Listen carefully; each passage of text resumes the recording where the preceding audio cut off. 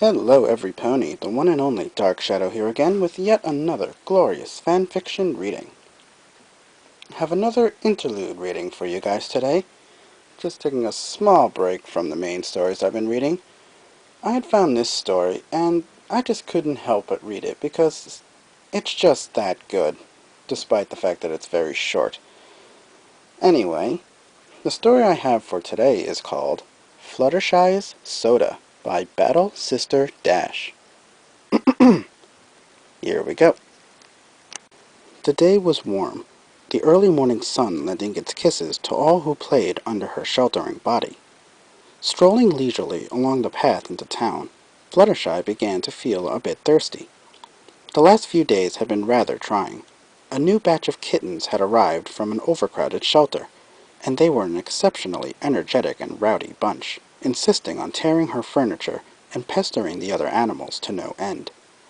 Just last night, however, a newlywed couple stopped by and fell in love with the little things, to her great relief. Wanting to practice before having kids of their own, they adopted the whole bunch, and that was that. Now, at last in possession of a little free time, Fluttershy wandered into town, keeping a lookout for somewhere to purchase a nice cool drink, preferably an orange-flavored soda. Those are her favorite. Ponyville was busy as usual this morning, with messengers weaving through the trees and houses, workers carrying cargo from warehouses to shops, and the smell of freshly baked bread in the air, teasing her nostrils as it danced on the wind. She smiled softly to herself and took a deep breath. This is why she loved it here. It was so alive and cheerful. Everywhere she looked, she saw familiar faces, and those she didn't recognize seemed friendly enough. Here she was safe, without fear of being ridiculed or judged. Her musings were interrupted when she noticed a lonely soda machine situated in a shallow alley and leaning up against the wall of a red-brick pawn shop she'd been by time and time again, but never paid much attention to. Altering her path to take her to the machine, she realized she would need a coin to pay for the soda. She dug into her saddlebag and fished out a single bit. She tested it between her teeth, but the metallic taste triggered her gag reflex and she choked, attracting some unwanted attention. Her cheeks red with embarrassment, she hid behind her hair and hurried towards the machine, mindful of the disapproving glances that only existed in her imagination. Upon reaching the machine, she clumsily tripped over her hooves and slid face first into the side of it, losing the coin, which rolled behind it. After about a minute of lying unmoved in the dirt, she forced herself up and looked around, blushing uncontrollably. When she was certain no pony saw what had happened, though plenty did and had a good chuckle, she went about trying to retrieve the lost coin. At first, she tried digging behind the machine with her hoof, but quickly realized that the coin lay too far out of reach. She attempted to move the machine itself, but only managed to elicit a creaking sound and a fit of laughter from some passing foals. Her cheeks grew hotter and her eyes were close to tears, but she was determined now to get something out of this frightful experience. With renewed conviction, she took a few steps back and charged at the machine, using her wings to boost her speed. She hit the side with a metallic clang and a pained squeal, sending the machine shivering slightly, rewarding her only with a broken lip and disappointment. She was back on the ground again, but this time without the strength to get up.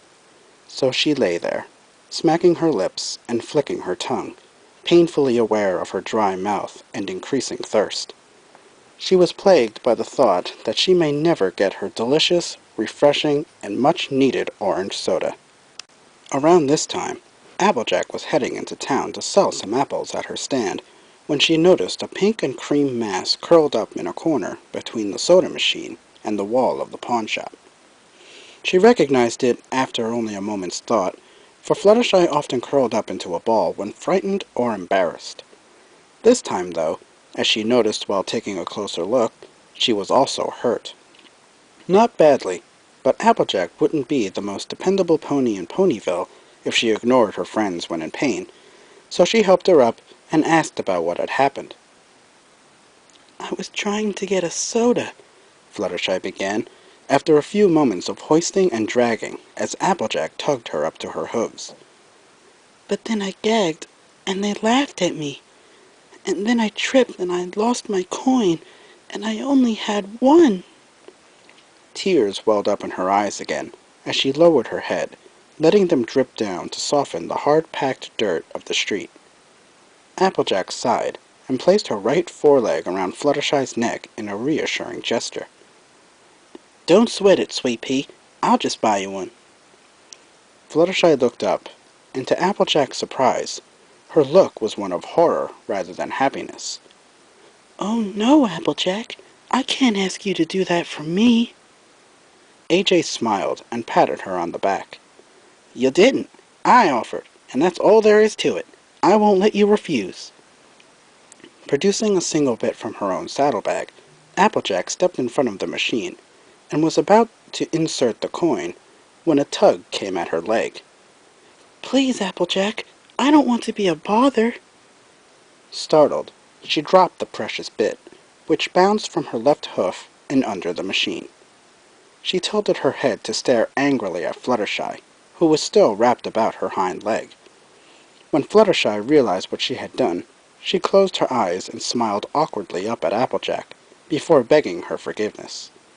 Sighing, AJ pulled away from her friend's grip and leaned against the wall. Well, that was my only bit, she said resignedly. She looked at the soda machine, and then at Fluttershy sniveling on the ground. Backing up, she positioned herself as if she were bucking apples, and before Fluttershy could object, she bucked the thing as hard as she could, sending it tipping slowly over. Her moment of triumph was interrupted when the machine abruptly stopped and returned upright.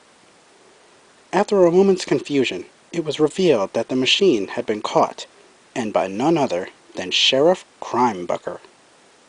And what do you think you're doing, Applejack? She said harshly. AJ just stood there, fumbling for words. Well, you see, I was trying to help my friend here. Save it, interrupted the sheriff. I don't want to hear it. I'm taking you in for an attempt at vandalism and destruction of property. Fluttershy's eyes went wide. Vandalism? Choked Applejack. But before she could object, she was cuffed and escorted away from there, speechless, leaving Fluttershy alone, horrified and filled with guilt. Thinking to herself what an awful friend she must be for getting Applejack arrested, she decided it was best to head home before she caused any more problems. Eyes lowered and head hung below her shoulders, she turned around and was face to face with a reverse grin and a sinister puff of pink hair. She jumped back, alarmed. The strange figure righted itself with a thump, and she recognized it as none other than Pinkie Pie. What's up, Flutters? She squeaked in that high-pitched voice she knew so well.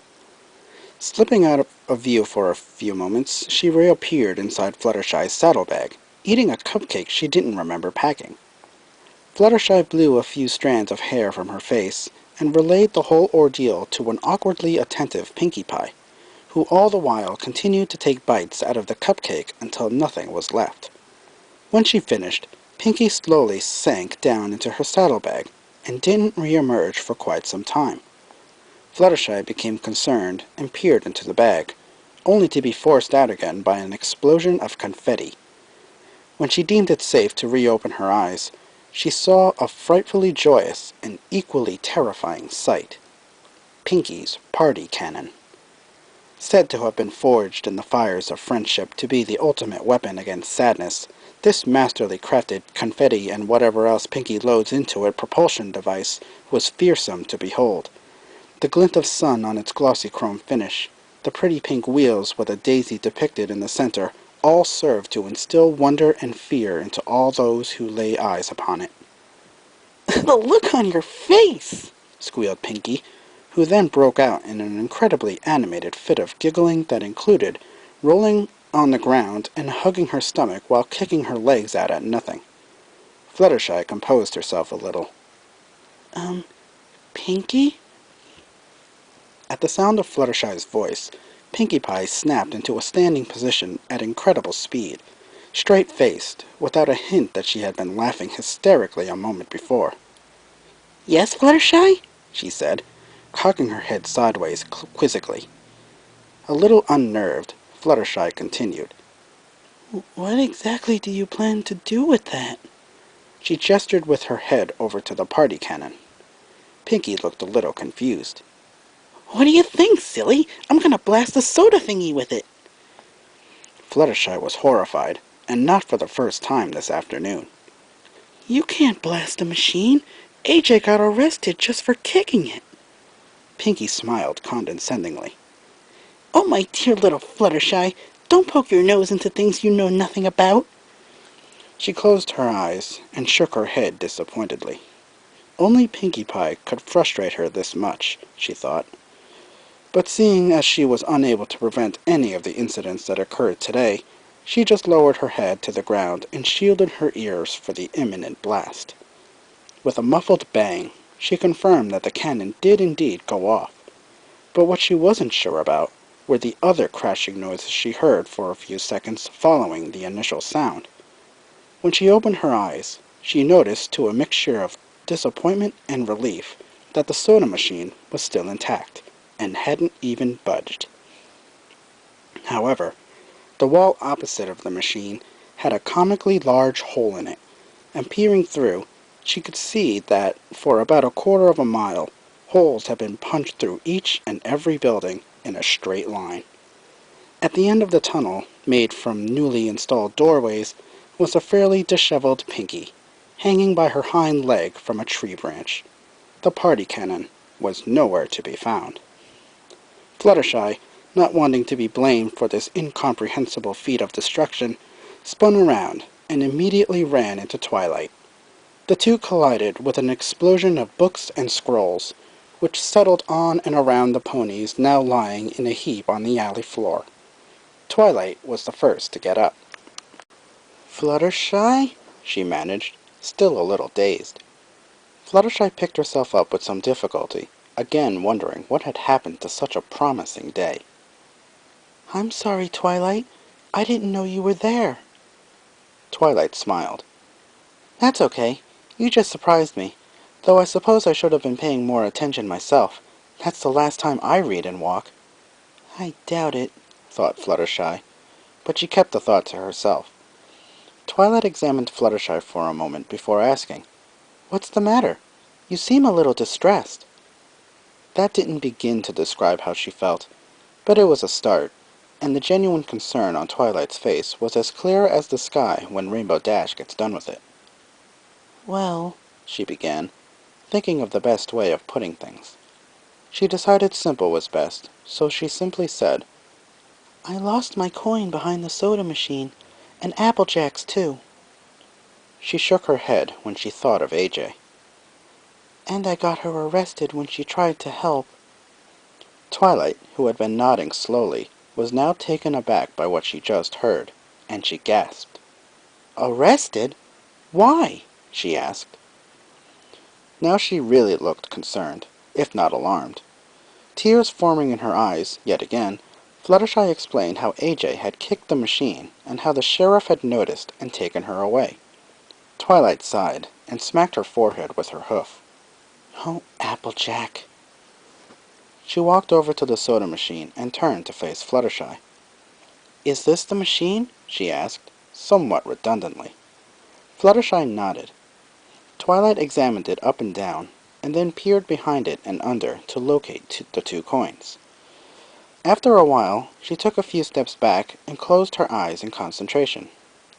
Her horn began to glow with a pink and white light, stinging Fluttershy's eyes and casting strange shadows from the machine and Twilight. When her eyes had adjusted, she noticed 2 separate glows coming from the places where the coins were hiding, and shortly after, the 2 coins appeared and soared over to hover gently in front of Twilight's face. Twilight looked at Fluttershy and smiled before gesturing to her saddlebag. When she realized what was wanted of her, Fluttershy opened the bag and Twilight dropped one of the coins inside, and deposited the next one into the machine.